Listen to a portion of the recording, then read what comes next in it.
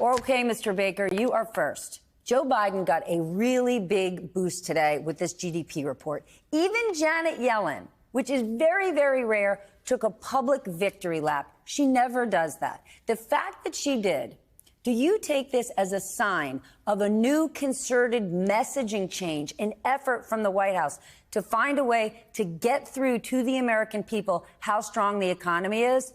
Because while they're trying to push this message, today alone, Fox and Friends is doing segments bashing Bidenomics. Larry Kudlow, who knows how the economy works, is talking the number down. Does the White House realize this problem and they've got a new plan? Well, they realize the problem. I think the plan is to hope that these numbers eventually are felt in real time by real people, right? That numbers don't really matter too much to everyday voters if they don't feel it in their own lives. And you see polls over the last few months saying that they didn't feel it in their own lives. Now, the last 2 months, though, you're starting to see a little bit of a change there, too. The Consumer Confidence Index is up, I think, by about 29% in the last 2 months. That's the highest or strongest change in such a short amount of time in many years. If that translates into a broader sense of optimism about the economy, if the lagging indicators of politics follow the numbers, so that, you know, a month from now, 5 months from now, especially 9 months from now when the president's on the ballot, they are feeling the same thing that these numbers show, obviously that works out better for the president than not. But I think the problem is that our politics today aren't necessarily following the old rules. The old rules used to be you had a good economy, you were in pretty good shape. That is not necessarily still the case here. We're in a tribal moment in which people see the economy through their own prism rather than through, you know, factual statistics or, you know, whatever the experts tell them. And messaging seems to matter. Susan, when Donald Trump was in office, he talked about the stock market's success. It seemed like every 5 minutes. He acted as though he was personally responsible for it.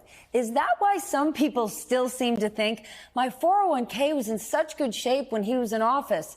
It's better now. Today, the S&P 500 closed at an all-time high for the 5th day in a row. That's just a fact. Don't believe your own lying eyes, Steph. Just believe what I tell you. And Donald Trump, that's his marketing principle. He also believes in the power of repetition. If you say something over and over and over again, it must be true. What did he say? He said, we had the greatest economy in the history of the world. Over and over and over again, with his asterisk for 2020 and the COVID pandemic. What's amazing to me is how many amplifiers he has found among Republican elected officials who know better, of course, among those who understand full well that it was not and never was the greatest economy in the history of the world. But nonetheless, Trump was very skilled at that kind of marketing, propaganda, repetition, whatever you want to call it. And it is settled in to become a kind of new Republican ideology, which is to say whatever Trump said about the economy. So I do think that it's not just about whatever the numbers are right now for Biden, but he's up against a hardened partisan reality when it comes to people's opinions about the economy. And their opinions about America. Peter, you wrote about the two Americas, Joe Biden and Donald Trump, how these two men and their supporters sort of have radically opposed visions than what we've seen in the past. Explain.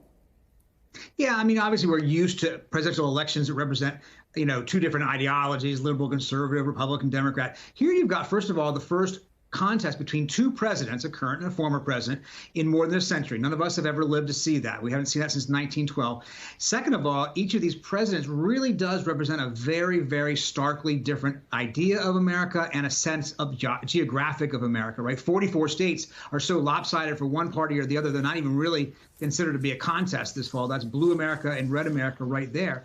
These states, you have different laws on things like gun access and abortion access. They have different philosophies about immigration. They have different, all kinds of different realities in those states, and they see reality differently. We're talking about the economy. They see the economy differently. And obviously nobody is more unalike than Joe Biden and Donald Trump, other than their age, which is fairly similar, and the fact that each of them has been president.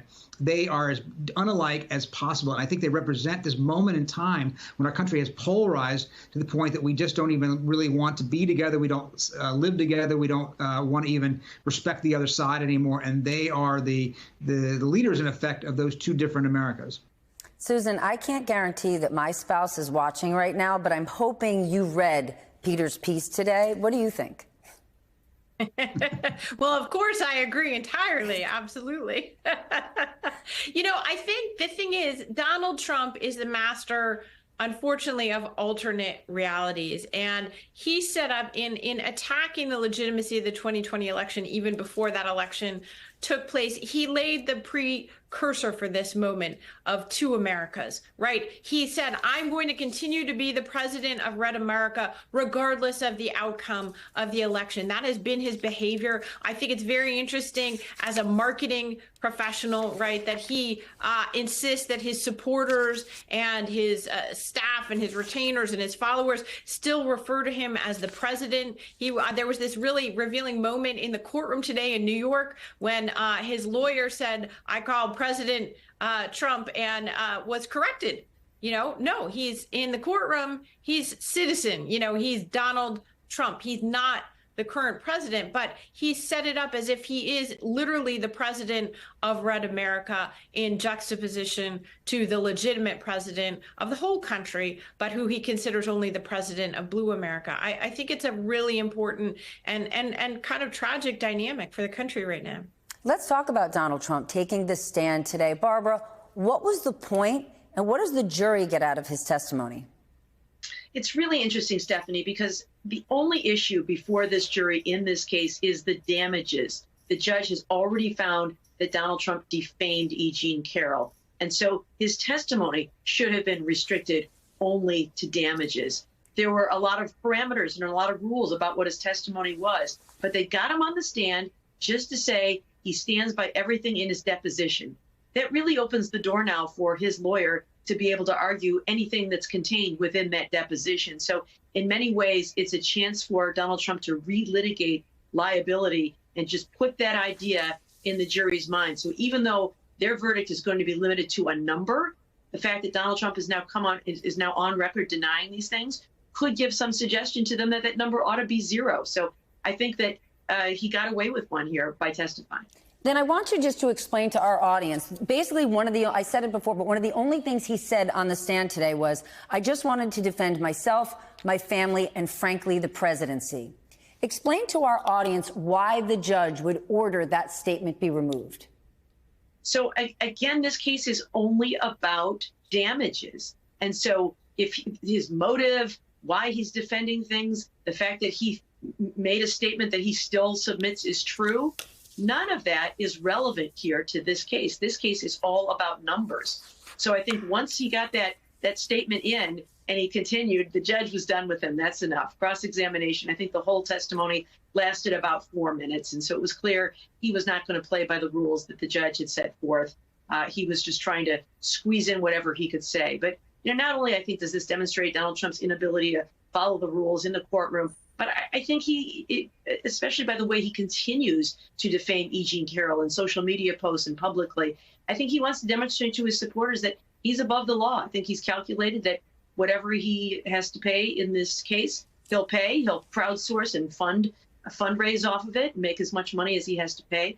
But preserving his political viability is the most important thing. And so demonstrating to the world that I can say whatever I want with impunity is part of that whole image of projecting strength and being a strong man.